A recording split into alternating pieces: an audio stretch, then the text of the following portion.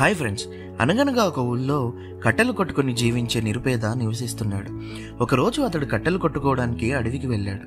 ఒక కొమ్మ అంచున నిలబడి అతడు కట్టెలు కొట్టుకోసాగాడు. ఆ కొమ్మ క్రింద లోతైన సరస్సు ఉంది. నిరుపేద కట్టెలు కొట్టుకుంటూ తన పనిలో నిమగ్నమై ఉన్నాడు. అనుకోకుండా అతని చేయి జారి గొడ్డలి సరస్సులో పడిపోయింది.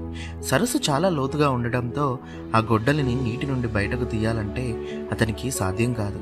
ఏం చేయాలో పాలుపోక కట్టెలు కొట్టుకునే నిరుపేద ఏడుస్తూ ఒడ్డున కూర్చున్నాడు.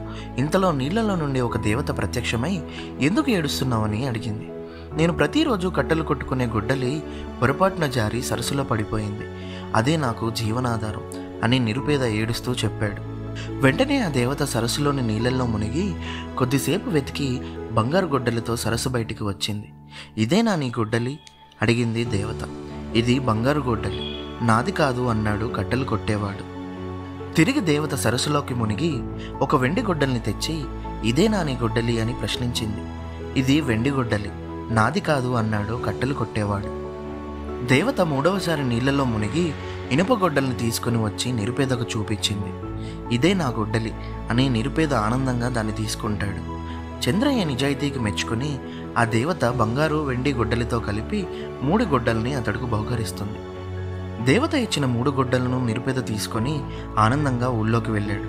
నిరుపేదకు దేవత బంగారు వెండి గొడ్డలను బహుకరించిన విషయం ఊరంతా పాకింది. ఈ విషయం నిరుపేద మిత్రుడైన పేరాశ కలిగిన వ్యక్తికి తెలిసింది. అతడు ఎవరికీ తెలియకుండా తన ఇనుప గొడ్డలితో అడవికి వెళ్ళి కావాలని సరస్సులో విసిరేసి ఏడుపు నటిస్తూ ఒడ్డున కూర్చున్నాడు. అప్పుడు నీళ్లలో నుండి దేవత ప్రత్యక్షమై, ఎందుకు ఏడుస్తున్నావు అని అడిగింది. నాకు జీవనాధారమైన గొడ్డలి సరస్సులో పడిపోయింది అని అసత్యం పలికాడు పేరాశ కలిగిన వ్యక్తి.